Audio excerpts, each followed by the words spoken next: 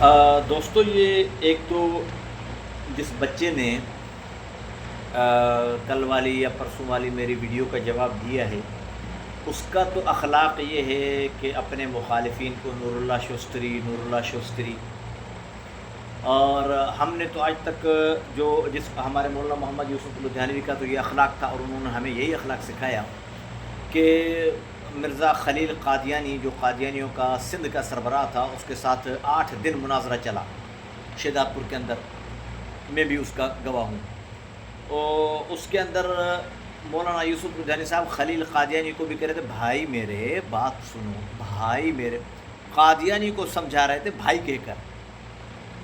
وہ ہمارے اکابر تھے، ہمیں ان کا اخلاق ہے۔ میں کبھی بھی ان کو خمینی کی اولاد نہیں کہوں گا، اچھا کہنا چاہوں تو میں قادیانی کی اولاد کہہ سکتا ہوں، لیکن یہ اس بچے کا جو مجھے تو نام بھی ذہن میں نہیں ہے، اس بچے کی یہ زبان کے نور اللہ شوستری کی اولاد۔ اچھا پھر جو کمنٹ میں سپاہ صحابہ کے دوست ہیں، ان کو ظاہر بات ہے کہ حق نواز جھنگوی صاحب نے لے کر علامہ علی شیر حیدری صاحب تک نے اخلاق سکھایا۔ ہمیں تو یوسف لدھیانوی صاحب سے لے کر خواجہ خان محمد صاحب سے لے کر مفکر ختمرت مولانا مولانا عزیز الرحمان صاحب جالندھری صاحب تک، شاہین ختمرت مولانا اللہ وسائے صاحب تک یہ اخلاق سکھایا کہ مخالف کو بھی بدتمیزی کے ساتھ جواب نہ دو۔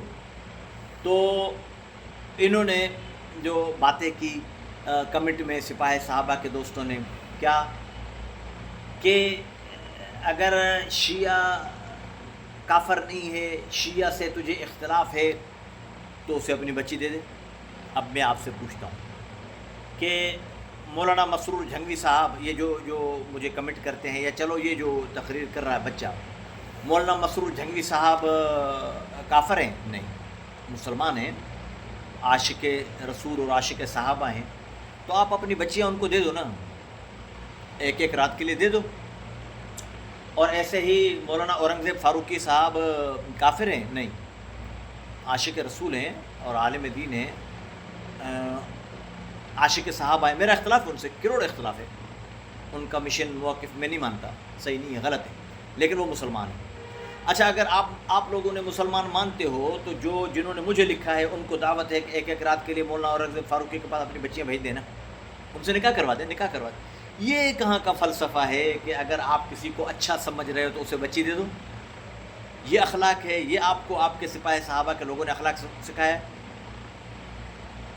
اچھا دوسری بات یہ کہ یہ جو مفتی محمود کا ایک ہی فتویٰ دکھا رہے ہیں کہ ناجائز ہے، تو مفتی محمود صاحب نے بالکل صحیح لکھا، اور میں نے بھی کہا ہے۔ میرا اول تو یہ شروع سے ہی میرے ویڈیوز کو یہ بچہ سمجھا نہیں، بچہ ہے نا، ابھی بچہ ہے، میری عمر میں آئے پھر اس کو سمجھ آئے گی۔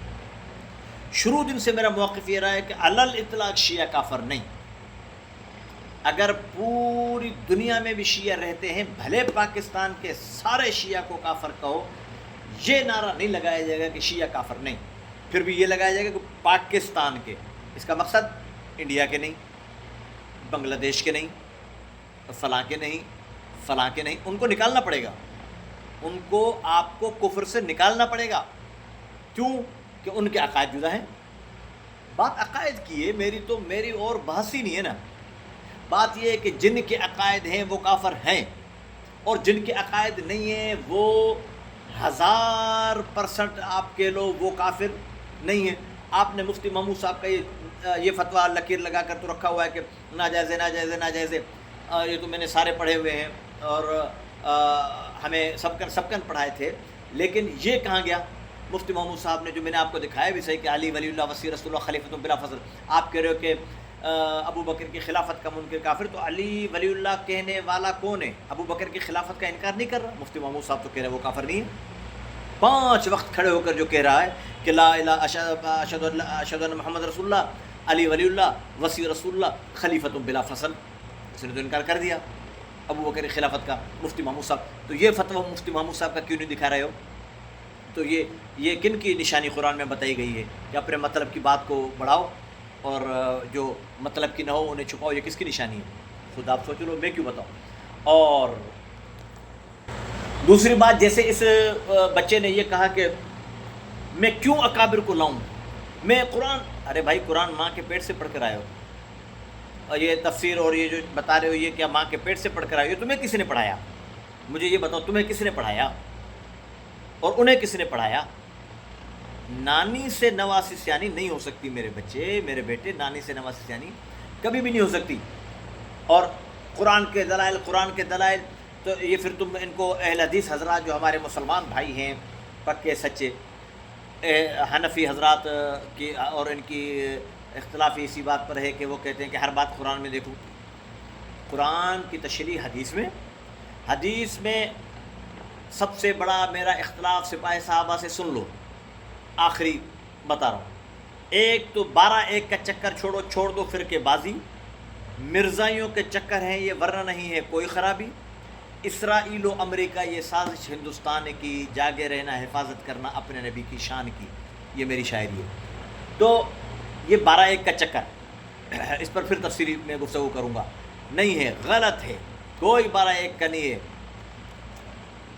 شیعہ جو کافر ہیں بھی وہ کافر ہیں، قادیانی واجب القتل ہیں، جن کا قتل کرنا حکومت کے ذمہ فرض ہے، سمجھے؟ باقی نور اللہ شستری کی کہو یا فشتری کی کہو، میں تو اس کو جانتا بھی نہیں بیچارے کو، اگر وہ مسلمان تھا اللہ غری کی رحمت کرے، اور اگر وہ کافر تھا اللہ کو پتہ ہے کہ وہ کیا ہوگا، کیونکہ میرا مطالعہ بس اکابر نے جو مجھے پڑھایا کہ یہ 5 عقائد رکھنے والے شیعہ کافر ہیں، اس کے علاوہ زمین اوپر چلی جائے، آسمان نیچے آ جائے، چاند مغرب سے نکلے اور سورج مغرب سے نکلے، مشرق کے اندر ڈوب جائے، باقی عقائد رکھنے والے شیعہ کافر نہیں، جب تک مجھے میرے اکابر نہیں کہیں گے جنہوں نے مجھے پڑھایا ہے، جنہوں نے مجھے قرآن کا درس دیا ہے۔ میں ڈائریکٹ قرآن میں کیوں لائن ماروں؟ میں قرآن میں کیوں نہ، ہمارے قاری محمد طیب قاسمی صاحب نے خط میں نہیں پڑھا، اس عورت کو کہا تھا کہ اپنی مرضی سے قرآن مت پڑھا کر، عالم دین سے مشورہ کیا کر۔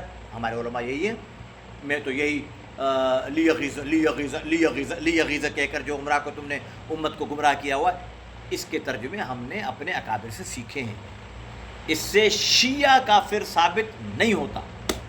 سارے شیعہ کافر نہیں ہیں، میری 2 باتیں، سارے شیعہ کافر نہیں ہیں، جن کے عقائد وہ کافر ہیں، جن کے عقائد نہیں ہیں وہ کافر نہیں ہیں، اور دوسری بات یہ ہے کہ جو کافر ہیں بھی تو قادیانی سے بڑے نہیں ہیں۔